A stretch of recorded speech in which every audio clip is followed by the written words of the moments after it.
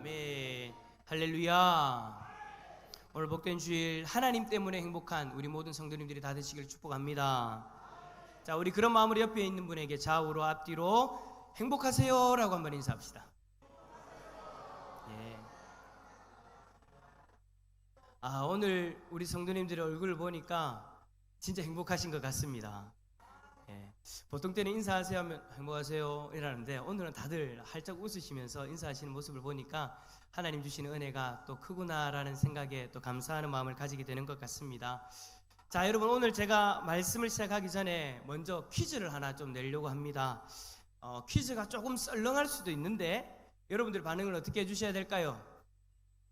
크게 웃어주시면 됩니다. 자, 안 그래도 에어컨 틀어가지고 좀 싸늘한데 여러분들이 반응이 만약에 시원찮으면 얼어 죽습니다. 그러니까 부탁을 드리니까 잘 한번 들어보십시오. 넌센스 퀴즈입니다. 자, 거지가 가장 싫어하는 색이 있다고 합니다. 무슨 색일까요? 인색하다 할 때 인색입니다. 예. 감사합니다. 웃어주신 분들. 예. 넌센스 퀴즈는 웃으라고 하는 겁니다. 예, 진지하라고 하는 거 아닙니다. 다시 또 다음 문제. 세상에서 가장 어렵게 지은 절이 있대요. 세상에서 가장 어렵게 지은 절. 우와! 집사님 맞춰주시니까 다 웃으시네요. 자, 차마 눈 뜨고 볼 수 없는 장면이 있다고 합니다. 뭘까요? 꿈입니다. 웃는 자에게 복이 있을지어다. 자, 뼈를 깎는 고통을 가장 제일 먼저 경험했던 사람은 누구일까요? 이거는 성경적입니다. 아담이죠. 누구 때문에요? 하와 때문이죠. 그죠? 하와 때문에 아담이 고통스러웠다라는 겁니다. 여러분, 제가 근데 이 퀴즈를 무슨 퀴즈라고 했습니까? 넌센스 퀴즈라고 제가 말씀을 드렸죠. 근데 여러분, 넌센스라는 이 단어는 앞뒤가 맞지 않고 말도 안 된다라는 의미를 가지고 있는 거예요. 그러니까 제가 지금 앞에서 여러분들에게 4가지 정도의 퀴즈를 냈는데 이 모든 퀴즈들이 말이 된다는 겁니까? 안 된다는 겁니까? 안 된다라는 거예요. 세상에서 제일 어렵게 지어진 절이 어떻게 우여곡절이에요? 이건 말도 안 되는 거죠. 그런 말도 안 되는 것을 가지고 우리는 넌센스하다, 넌센스 퀴즈다 그렇게 이야기를 하는데, 자, 오늘 성경에 나오는 인물도 가만히 보면 참 넌센스한 인생이다라고 이야기할 수 있습니다. 여러분, 성경에 오늘 나오는 주인공이 누구입니까? 요나죠. 우리는 3주 전에 요나에 대해서 우리가 말씀을 살펴보면서 요나서를 시작하였습니다. 이제 3주째 우리가 요나를 보고 있는데 이 요나의 인생이 참 말도 안 되는 인생이다라는 것이죠.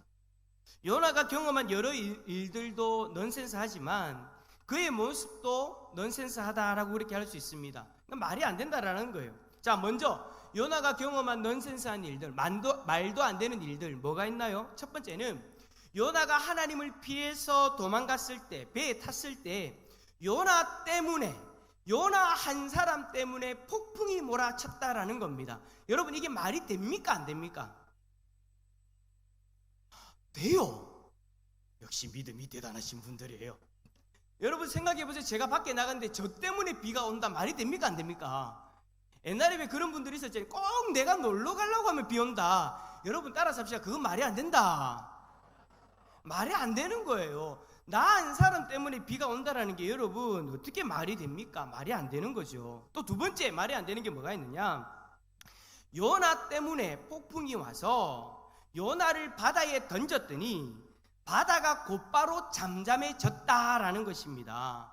여러분, 한 사람 때문에 폭풍이 오는 것도 말이 안 되는데 그 사람이 바다에 빠지니까, 그 사람을 바다에 던지니까 바다가 곧바로 잠잠해졌다라는 것, 여러분 말이 됩니까? 안 됩니까? 지금 이제 여러분 속에서 지금 신앙과 이성 간의 갈등이 막 일어나기 시작합니다. 제가 여러분 지금 이렇게 이야기한다라고 해서 엄마야, 우리 목사님 웃잖아, 믿음이 없네, 그렇게 생각하지 마십시오. 끝까지 들어야 됩니다. 한국말은 끝까지 들으셔야 됩니다. 어쨌든 말이 안 되는 거예요. 자, 그리고 세 번째 요나에게 일어난 일들 중에 말이 안 되는 일이 뭐냐? 요나가 바다에 던져졌을 때 그를 기다리는 것이 하나 있었으니 그것이 뭐라는 겁니까? 큰 물고기다라는 겁니다. 1장 17절 말씀해 보니까 큰 물고기가 요나를 삼켰대요. 요나가 그 물고기 속에서 3일 동안 있었대요. 여러분, 이게 말이 됩니까? 안 됩니까? 신앙적으로 말고 말이 됩니까? 안 됩니까? 안 되죠. 이거는 정말 넌센스한 일이에요. 말이 안 되는 일이라는 거예요. 도대체 어떻게 물고기가 사람을 삼키고 어떤 물고기가 사람이 3일 동안 거할 수 있는 공간을 가지고 있다 말입니까? 이거는 도무지 이야기가 안 되는 거죠. 말이 안 되는 거죠. 어떤 사람들은 이 장면을 보고 이 물고기는 고래다라고 그렇게 이야기를 합니다. 그래서 뭐 어떤 그 지중해에 있는 고래 중에는 이 사람을 삼킬 만한 정도의 목의 크기도 가지고 있고, 이 목이 일단 커야 되잖아요, 그죠? 표현이 좀 그래, 목구멍이 커야 되잖아요, 그죠? 넓어야 사람을 삼킬 수 있는데 일반적인 고래는 사람을 삼킬 만한 목구멍이 안 된대요. 근데 지중해에 있는 어떤 고래는 사람을 삼킬 수 있는 목구멍이 크기도 크고, 그 다음에 사람이 거할 수 있는 공간도 있다라고 그렇게 이야기하는 학자들도 있는데, 어쨌든 뭐 그렇게 이야기하는 사람도 있고, 아니다, 고래는 목 자체가 좁기 때문에 목구멍이 넓은 상어가 사람을 삼켰을 것이다 라고 그렇게 이야기하시는 분들도 있어요. 근데 여러분, 중요한 것은 뭐냐? 이 고기냐 저 고기냐가 중요한 것이 아니라, 성경에서는 이 고기다 저 고기다라고 이야기를 안 하니까 우리는 뭘로 그대로 받아들이면 되는 거예요. 그때 당시에 사람을 삼킬 만한, 그리고 사람이 거할 만한 공간을 가지고 있는 큰 물고기가 있었구나 하고 우리는 받아들이면 된다라는 것이죠. 여러분, 요나서가 적혀진 것은 200년 전에 일어난 일이 아니에요. 요나서의 일은 몇천 년 전의 일입니다. 그 몇천 년 전에 지금은 멸종한 어떤 큰 물고기가 있을 수도 있었다라는 것이죠. 어쨌든 성경에서는 그 물고기가 무엇인지에 대해서 정확하게 이야기하지는 않지만 어떤 물고기가 있었고 그 물고기가 요나를 삼켰다라는 거예요. 여러분, 이게 지금 우리의 이성으로 말이 됩니까? 안 됩니까? 말이 안 되는 거예요. 이성적으로 도무지 이해할 수 없는 일이다라는 것이죠. 자, 그렇다면 이렇게 말도 안 되는 이런 일들이 일어날 수 있었던 이유는 무엇일까요? 1장 4절과 1장 17절에 이 두 절의 말씀 가운데 이러한 일들이 일어날 수 있었던 이유에 대해서 이야기합니다. 자, 1장 4절과 1장 17절 보세요. 1장 14절과 17절. 여호와께서 큰 바람을 바다 위에 내리시매라고 했죠. 17절에 보니까 여호와께서 이미 큰 물고기를 예비하사라고 했죠. 자, 여기서 두 절 가운데서 공통분모가 뭡니까? 여호와께서 도무지 말도 안 되는 그 일을 우리 여호와 하나님께서 행하시니까 되더라라는 것입니다. 우리가 도무지 이해할 수 없고 인정할 수도 없는 그런 말도 안 되는 일들을 여호와 하나님께서 작정하시고 행하시니까 그대로 되더라는 것이죠. 할렐루야. 왜 이렇게 됩니까? 왜 하나님께서 하시면 도무지 말도 안 되는 이러한 일들이 일어날 수 있는 겁니까? 하나님은 이 모든 만물을 창조하신 창조주이시기 때문입니다. 뿐만 아니라 이 모든 만물을 운행하시는 분이 하나님이시기 때문인 줄 믿습니다. 우리는 하나님이 창조해 놓으신 그 일반적인 창조의 법칙대로 살아가지만 어떤 때에 하나님이 특별한 뜻을 가지시고 하나님이 정해놓으신 그 일반적인 법칙을 깨고 들어오실 때가 있어요. 그게 지금 제가 얘기하는 말도 안 되는 상황이고, 그 말도 안 되는 상황을 우리는 일반적으로 뭐라고 부르냐면 기적이다라고 부르는 겁니다. 기적은 여호와 하나님께서 행하시면 이루어지는 줄 믿습니다. 자, 그렇다면 왜 하나님은 이렇게 말도 안 되는 일을 행하시는 걸까요? 하나님께서 정해놓으신 법칙이 있는데 왜 굳이 그 법칙을 깨고 들어오셔서 하나님께서 이런 기적을 행하시냐라는 겁니다. 그 이유는 영혼을 향한 하나님의 사랑 때문입니다. 뭐 때문이라고요? 하나님의 사랑. 누구를 향한? 영혼을 향한. 니느웨 성을 구하기 위한 하나님의 사랑, 그리고 하나님이 선택한 요나를 포기하지 않으시고 그를 보호하시고 인도하고자 하시는 하나님의 사랑. 이 사랑이 말도 안 되는 기적들을 일으키는 원동력이 되었다라는 것이죠. 하나님은 하나님의 온 마음을 다해서 요나를 보호하시고 인도하셨습니다. 그 보호하심과 인도하심 속에서 요나는 지금 큰 물고기를 만나게 된 것이고 그 큰 물고기 안에서 3일 동안 지내는 그러한 일들을 경험하게 되었다라는 것이죠. 이때 요나는 무엇을 하느냐? 하나님 앞에 기도합니다. 야, 정말 멋지지 않습니까? 고난 가운데 처했을 때에, 도무지 이해가 되지 않는 그런 상황이 처해졌을 때에 요나가 선택한 것은 물고기의 배를 가르고 나가는 것이 아니었습니다. 물고기가 토할 때까지 기다렸던 것이 아닙니다. 요나가 선택한 것은 뭡니까? 하나님 앞에 기도한 거였어요. 우리가 읽었던 2절에서 9절까지의 말씀이 바로 그 요나의 기도에 대해서 기록한 내용입니다. 하나님은 진심으로 사랑하는 그 마음으로 요나에게 기적을 베풀어 주셨고, 요나는 하나님 앞에서 기도하고 있는 모습이다라는 것이죠. 여러분, 이 얼마나 아름다운 모습입니까? 너무나도 아름다워요. 그런데 요나의 기도를 읽고 요나서 전체를 한번 보면 뭔가 이상해요. 분명히 제가 말씀드렸던 것처럼 하나님께서 기적을 행하셨고, 요나는 그 고난 가운데서 기적을 행하신 하나님을 바라보면서 하나님 앞에 기도하고 있는 이 모습이 너무나도 아름다운데, 요나서 전체를 읽으면서 이 요나의 기도를 보면 이 요나의 기도가 너무 어색하다라는 거예요. 요나가 고백하는 이 기도의 내용이 요나가 처한 상황과는 조금 뭔가 맞지 않는 것들이 보여요. 저는 솔직히 이 요나서의 말씀을 읽을 때마다 이 요나의 기도가 너무나도 어색해 죽겠어요. 여러분들은 요나서를 읽을 때마다 어떤 마음을 느끼셨습니까? 아무렇지도 않으셨나요? 이건 그냥 저 혼자만의 고민인가요? 저는 솔직히 그래요. 너무 심각한 고민에 빠졌어요. 하나님, 도대체 이 요나가 뭐예요? 이 요나의 기도는 도대체 뭐죠? 저는 도무지 이 요나의 기도가 이해가 되지 않아요. 저는 솔직히 그렇게 고백했어요. 자, 제가 왜 이렇게 느꼈는지, 왜 이렇게 생각했는지 한번 요나의 기도를 한번 살펴봅시다. 뭐가 이상하냐? 먼저 요나의 기도 시작이 이상해요. 뭐가 이상하다고요? 요나의 기도의 시작이 이상하다라는 거예요. 자, 2절 말씀 한번 읽어봅시다. 2절 말씀 우리 한 목소리로 읽어봅니다. 2절입니다. 시작. 이르되 내가 받는 고난으로 말미암아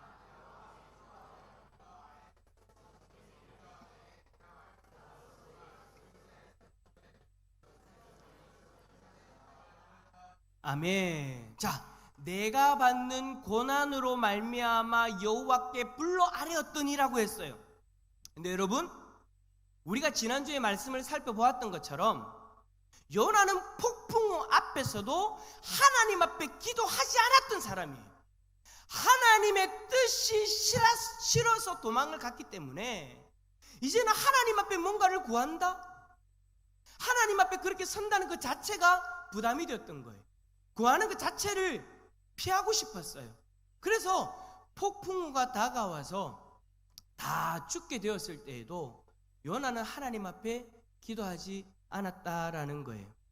오히려 배의 선원들, 선장들, 그들은 그들이 섬기는 신들을 찾으면서 그 신들의 도움을 구했습니다. 기도했단 말이에요. 그런데 요나가 기도하지 않는 거예요. 그래서 그들이 뭐라고 했습니까? 제발 네가 섬기는 하나님 앞에 기도해라고 그렇게 이야기를 했지만 성경 어디를 봐도 요나가 기도했다라는 내용은 나오지 않습니다. 단지 뭐만 기록하고 있습니까? 나 때문이다. 나를 바다에 던져라. 나를 바다에 던지면 이 모든 폭풍이 멈출 것이다. 그냥 자신 때문이니까 기도 그만하고 나를 바다에 던져라 라고 그렇게 이야기했던 것이 요나예요.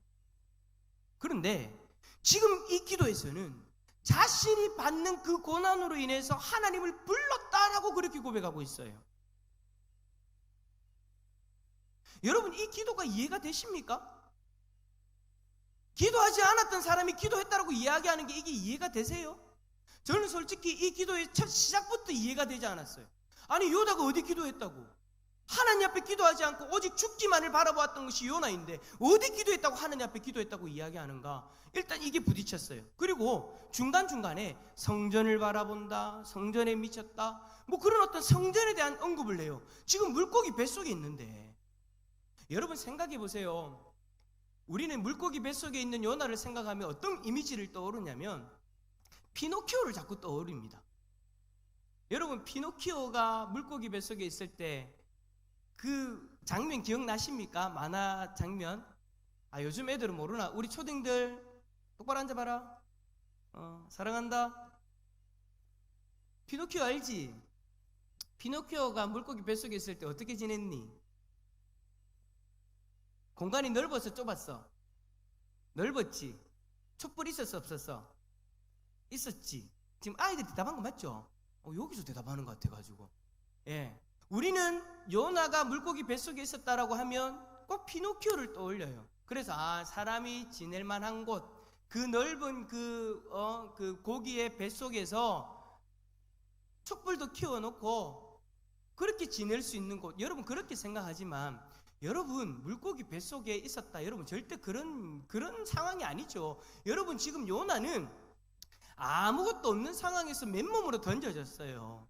물고기 뱃속에 들어갔는데 불이 어디 있습니까? 아무것도 없어요. 물고기 뱃속에, 여러분 물고기 밖에서 물고기 냄새 맡아도 비린내가 나는데 물고기 뱃속에 있는데 비린내를 얼마나 독했겠습니까? 불도 없어요. 비린내 심해요. 축축해요. 바른데 막 이상한 녹는 어떤 냄새들이 나요. 엄마야, 아침부터. 그런 징그러운 일들을 지금 요나가 경험하고 있는데 요나가 지금 기도하는 내용이 뭐냐? 성전을 바라본다. 성전에 자신이 미친다. 다가간다. 그런 표현들을 하고 있으니 이게 이해가 되지 않는다라는 거예요. 여러분 그리고 제일 중요한 거 마지막이에요. 마지막. 구원은 여호와께 속하였나이다. 아멘은 아멘인데 이 요나의 기도가 아멘은 아멘인데 이 대목이 정말 이해가 안 되는 대목인 거예요. 왜냐? 구원이 여호와께 속하였다라고 요나가 분명히 고백했으면 니느웨 성에 들어가가지고 니느웨 성 가운데 하나님의 말씀을 전하고 그들이 회개하고 돌아왔을 때 구원은 하나님께 있습니다라고 이야기하면서 하나님 앞에 영광 돌려야 되는 게 요나의 모습이잖아요. 근데 우리는 잘 알고 있어요. 요나는 그랬어요, 안 그랬어요? 요나는 안 그랬어요. 구원은 여호와께 있습니다. 하나님 앞에 모든 구원이 달려 있습니다라고 이야기해놓고 하나님이 니느웨 백성을 구원하니까 요나는 어떻게 했느냐? 하나님 앞에 화를 냅니다. 하나님 앞에 구원이 있다라고 이야기해놓고 하나님이 그 주권으로 그 니느웨 성읍의 사람들을 구원해 주시는데 요나가 하나님 앞에 화를 내는 거예요. 야, 요나 용감하죠? 어떻게 감히 하나님 앞에 화를 낼 수 있습니까? 그리고 4장 1절에 보니까 뭐라고 얘기됐냐면 요나가 매우 싫어하고 성내며 하나님 앞에 따져 묻는 거예요. 어떻게 이럴 수 있냐? 내 이럴 줄 알았다고, 내 이럴 것 같아서 내가 이 니느웨 오기 싫었다고 하나님 앞에 그렇게 막 따져 묻고 있는 거예요. 여러분 이게 이해가 되세요? 하나님 앞에 모든 구원이 있다고 했잖아요. 그러면 그 기도의 내용과 그들의 그 요나의 삶의 모습이 같아야 되잖아요. 근데 도무지 기도의 내용과 삶이 맞지 않는 이 요나의 모습을 보면서 저는 솔직히 혼란에 빠졌어요. 이런 기도를 드리는 사람이 어떻게 이렇게 행동할 수 있지? 구원은 하나님께 있다고 하였고 자신의 소원을 나 주님께 갚겠다라고 그렇게 고백했는데 어떻게 이렇게 할 수 있는가? 라는 질문을 계속해서 제 안에 하게 되었다라는 거예요. 여러분, 요나가 도대체 왜 이럴까요? 도대체 요나가 하는 이 기도는 도대체 뭘까요? 많은 분들은 요나의 이 기도가 요나의 회개다, 진심의 회개의 기도다라고 그렇게 이야기를 하시는데 도대체 회개한 사람이 어떻게 이런 모습을 보여줄 수 있습니까? 여러분 회개는 뭐예요? 하나님 저 잘못했어요 하는 게 회개입니까? 아니에요. 회개는 하나님 앞에 자신의 죄악을 인정하고 참회하는 마음으로 하나님 앞에 자신의 죄를 고백하고 하나님의 용서를 구하고 그리고 나서 자신의 삶을 돌이키는 거예요.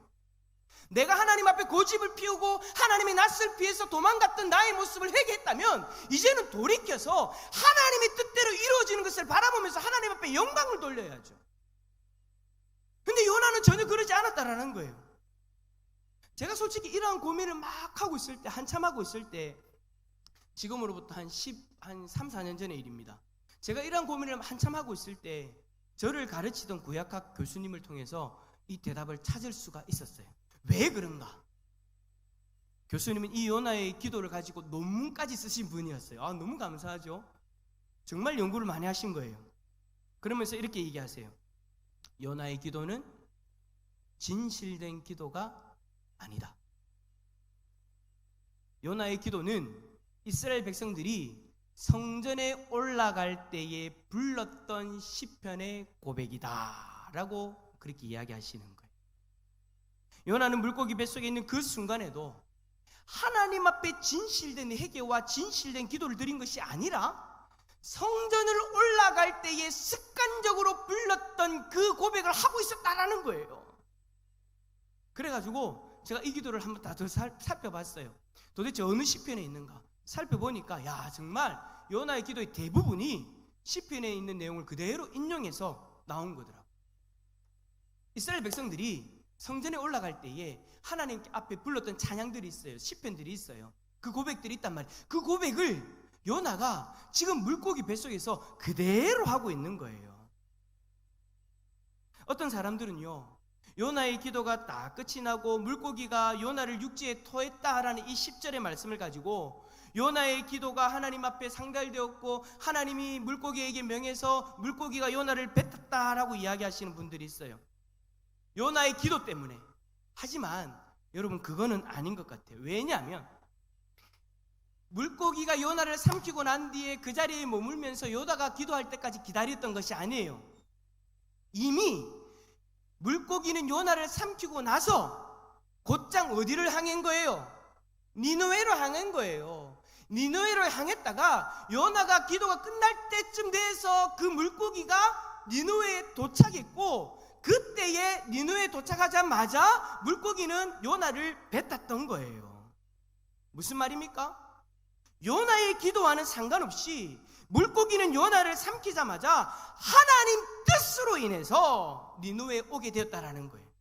그리고 니느웨에 도착했을 때 하나님의 뜻을 이루기 위해서 요나를 토했다라는 것이죠. 요나가 하나님 보시기에 합당한 모습이 되었다. 요나가 하나님의 마음을 받아들일 수 있는, 하나님의 뜻을 온전히 전할 수 있는 모습으로 변화되어서 요나를 뱉었던 것이 아니에요. 만약에 그렇게 변했더라면 결코 니느웨가 돌아왔을 때 요나가 하나님 앞에 그러면 안 되죠. 요나는 자신의 뜻을 굽히지 않았어요. 하나님 앞에 기도하는 그 순간에도 습관적인 기도를 하면서 자신의 고집을 꺾지 않고 성전에 올라갈 때 불렀던 그 시편을 습관적으로 고백하며 3일 동안 그렇게 지냈던 거예요. 요나가 물고기 뱃속에서 진정성 있는 기도를 드렸다면 여러분, 기도의 내용은 더 처참하고 안타까웠을 거예요. 자신의 민족을 괴롭히는 그 아수르 민족을, 아수르 수도 니느웨를 구원하시고자 하시는 그 하나님의 뜻 앞에서 처절하게 몸부림치면서, 하나님 어떻게 저들을 구원할 수 있습니까? 나는 도무지 저들이 구원받는 것이 너무나도 바라보는 것조차 고통스럽습니다 라고 솔직히 하나님 앞에 기도하면서, 하나님 그럼에도 불구하고 주님의 뜻대로 이루어지길 원합니다. 내 뜻을 내려놓습니다. 너무나도 고통스러운 이 물고기 뱃속에서 내 자신의 연약함, 내 자신의 고집을 내려놓습니다. 이제는 하나님 뜻대로 하옵소서 라고 그렇게 처절하게 하나님 앞에 자신을 내려놓고 기도했겠죠. 하지만 요나는 그러한 내용을 기도에 전혀 담지 않았습니다. 자신의 진심은 숨기는 기도였어요. 그러니 그 기도의 고백처럼 하나님을 바라보지 못했던 것이죠. 사랑하는 성도 여러분, 하나님은 우리에게도 말도 안 되는 일들을 행하고 계십니다. 요나를 인도하기 위해서 폭풍우와 큰 물고기를 준비하신 것과는 비교도 안 되는, 말도 안 되는 일이에요. 그 말도 안 되는 일이 뭐냐? 바로 하나님의 아들이신 예수 그리스도를 우리를 위해 이 땅에 보내셨다라는 것입니다. 요한복음 1장 14절에 말씀이 육신이 되어 우리 가운데 거하심에 우리가 그의 영광을 보니 아버지의 독생자의 영광이요 은혜와 진리가 충만하더라. 하나님의 아들이신 예수 그리스도가, 저 천국에서 하늘의 영광을 누리셔야 되는 예수 그리스도가 그 모든 하늘의 영광을 버리시고 이 땅에, 낮고 낮은 이 땅에 인간의 몸으로 오셨다라는 것입니다. 하나님의 아들이신 예수 그리스도가 이 땅에 인간의 몸을 입고 오신 것은 말도 안 되는 일이에요. 그리고 또 말도 안 되는 일이 뭡니까? 그 예수 그리스도가 이 땅에 오신 이유예요.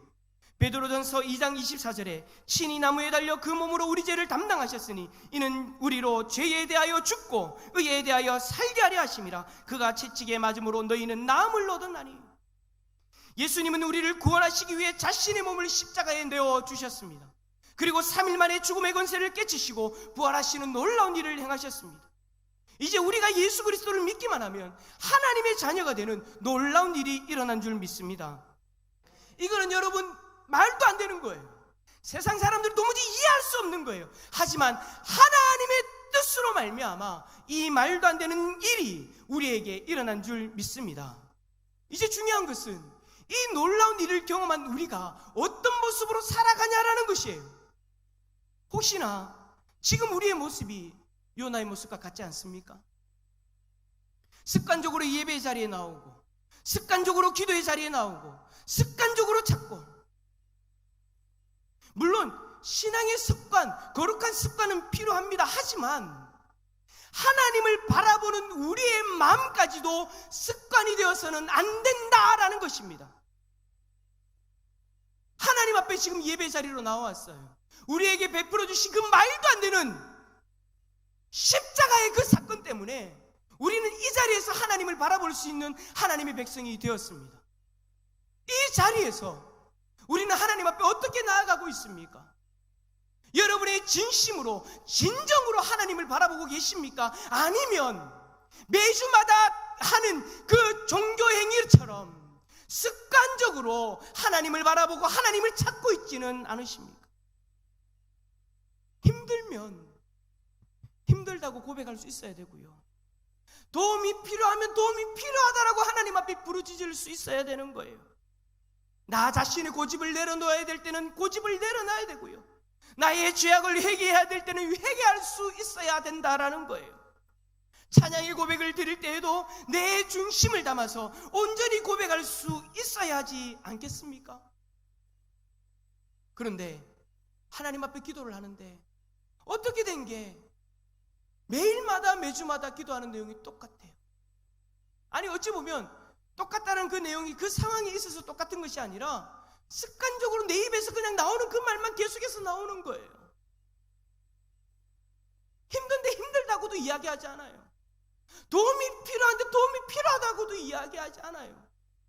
지금의 상황이 너무 고통스러우면 고통스럽다고 이야기해야 되는데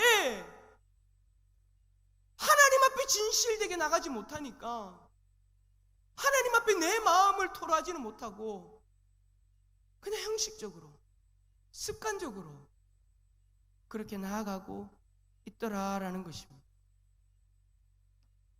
찬양을 불러도 언제나 내가 맨날 부르는 찬양이니까, 좋아하는 찬양이니까 습관적으로 부른다면 우리는 요나와 다를 것이 없는 거예요. 그리고 여러분, 우리의 감사 고백도 마찬가지입니다. 요나는 9절에서 나는 감사하는 목소리로 주께 제사를 드린다라고 그렇게 고백을 하거든요. 이 감사의 고백도 여러분 습관적인 고백이었던 거예요. 습관을 조심해야 됩니다. 진정성이 사라져버린 습관. 여러분 다음 주는 무슨 주일이죠? 맥주감사 주일이죠. 맥주감사 주일의 의미를 아십니까? 알고 계시죠?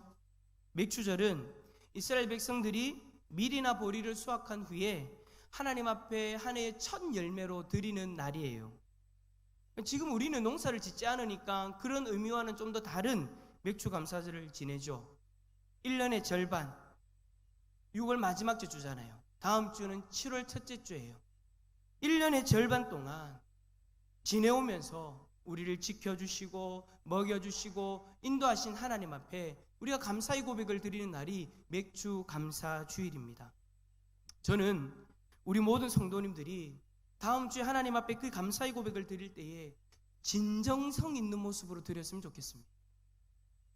뭐 매년마다 오는 맥주 감사 주일 그냥 하던 대로 하지, 아무 생각도 안 하고 1년 동안 반년 동안 하나님께서 나에게 주신 은혜는 뭔가, 나에게 어떤 것을 베풀어 주셨는가, 내가 그것으로 인해서 어떻게 살아가고 있는가, 그런 고민은 전혀 하지 않고 아무 생각 없이 왔다가 그냥 그렇게 맥주 감사 주일이라고 하니까 봉투를 주니까 그냥 아무 생각 없이 감사하는 내용도 생각도 하지 않고 그냥 그렇게 해서 낸다고 해서 여러분 하나님이 그 감사의 고백을 받으시겠습니까? 그런 모습이 습관적인 모습인 거예요. 저는 우리는 그러지 않았으면 좋겠습니다. 그러지 않았으면 좋겠습니다. 습관적인 모습이 아니라 정말 일주일 동안 여러분 한번 생각해 보세요. 하나님이 나에게 반년 동안 허락해 주신 은혜가 뭔가, 나를 어떻게 보호해 주셨는가, 나를 어떻게 인도해 주셨는가, 우리 가정에게 어떤 은혜를 부어 주셨는가, 그것들을 가만히 묵상하시면서 다음 주일 하나님 앞에 감사의 예배를 드릴 때 진실로 우리가 하나님 앞에 예배를 드리면서 그 감사의 감격에 젖어서 하나님의 영광을 경험하고 우리의 감사의 고백을 받으시는 하나님을 경험할 수 있는 그런 복된 주일이 될 수 있기를 예수 그리스도 이름으로 축원합니다. 축원합니다. 자, 옆에 있는 분에게 그렇게 고백합시다. 진정성 있는 신앙이 됩시다. 할렐루야. 하나님이 그러한 예배를 받으실 줄 믿습니다.